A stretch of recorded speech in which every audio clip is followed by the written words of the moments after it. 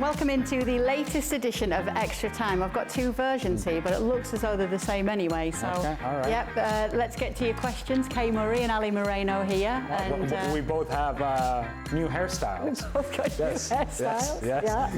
Did you tease your hair today? Is that what you did today? This is called Beach Waves. Oh, Beach Waves. Yeah, this is down to Daniela today. Daniela okay. Junior. Thank you very much for today's Beach Waves. I didn't have that choice.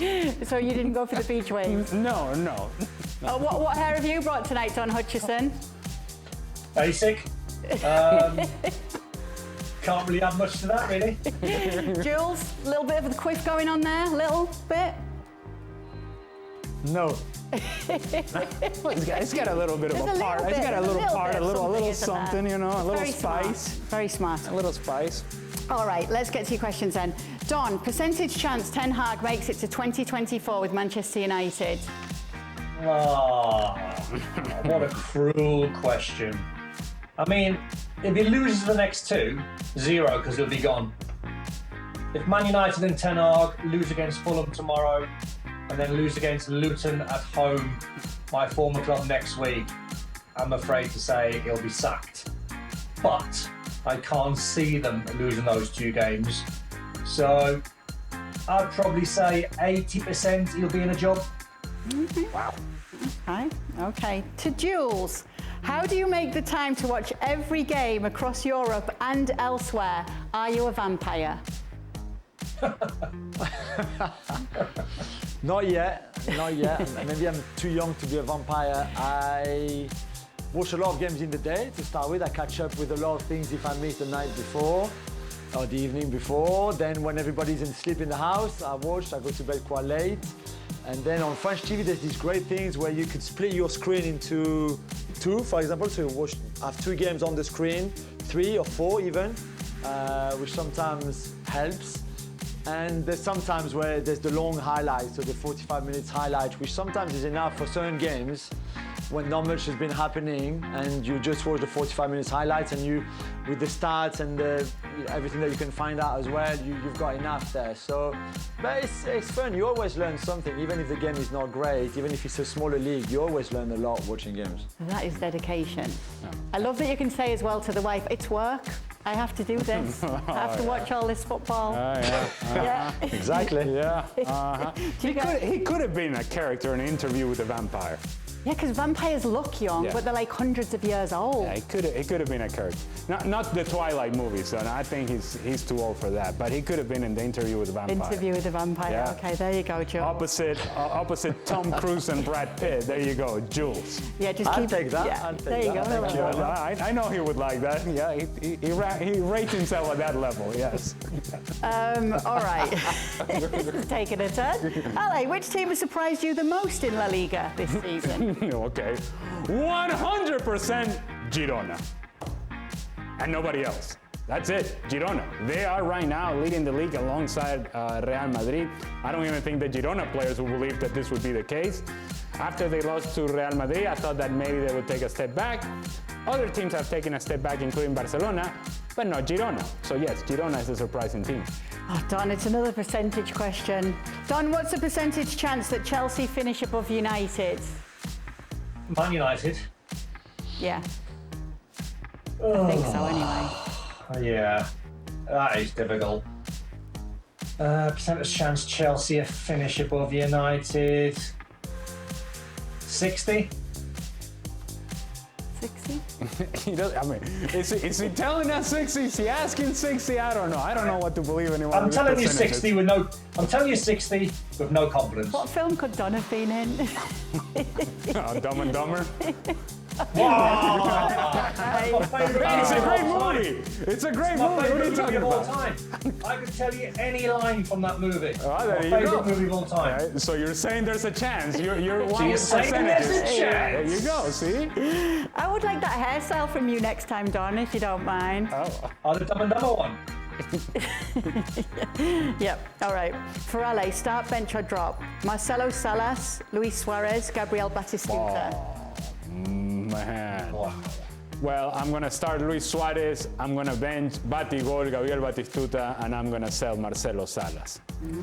Now, let me tell you a quick story about Marcelo Salas.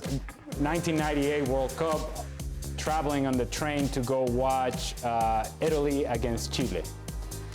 The whole train filled with Chile fans, and I've said that before on the show. But what was really curious is that there was one Argentinian guy that was wearing a Marcelo Salas River Plate jersey, because he played for River Plate at the time, who was going from Paris to Bordeaux just for the sole reason of watching Marcelo Salas. He wasn't supporting Chile. He wasn't obviously supporting Italy. He was just supporting his guy, Marcelo Salas. We saw him on the way there, on the way back, and he was excited, and that made his day. It tells you how important Marcelo Salas was to that one guy. That's more dedication than Juls. Yeah, absolutely. Games Yes. Split screen. That's what I have to say about that.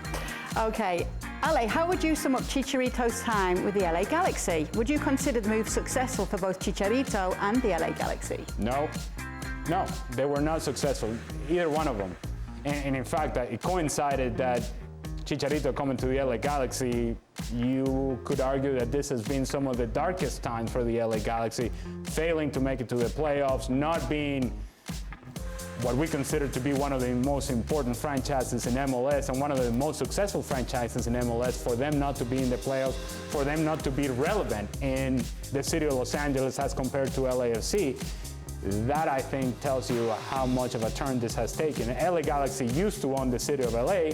That's not quite the case anymore. LAFC, far more successful in the last few years. And again, that coincided with Chicharito's time and the LA Galaxy. So no, it cannot be as successful either the LA Galaxy or Chicharito Hernandez. Okay. All right, apparently I've got to check my phone. Oh, One more okay. thing. All right. All right. Is that what you've been told? Oh, this is what I'm getting coming in here. Okay, it says unacceptable. Ten Hag criticises Rashford for night out after Derby loss, saying, I am aware of it. I spoke with him about it. Ten Hag said, it is unacceptable. I told him, he apologised, and that is it. It is an internal matter. The manager had been asked whether Rashford had been fined. He said it's an internal matter, and that's what we're getting through here. Don, your reaction to that? Listen, there's a lot on Erik Ten Hag going on. He has a lot to deal with. Dealt with Ronaldo, dealt with Marcus Rashford when I think he was late for a Wolves game, I think, if I'm not mistaken. Obviously, he's got the Jadon Sancho stuff going on. What I would say from Marcus Rashford's point of view is you must know better, even though it was your birthday. When you lose against Man City in the Manchester derby, just play it low-key. Go to a restaurant. Do you really need to go to a nightclub? So from this one, I tend to agree with the manager's point. Disciplined him, move on. All right, well, that will end things on tonight's Extra Time. But you know what? Seeing as though it was a little bit of a late edition, let's get a reaction from all of you. Okay, all right. More from Ten Hag here and what he's had to say about Marcus Rashford. Where do you stand on it?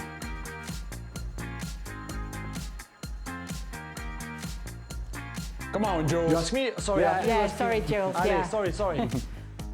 I agree with Don.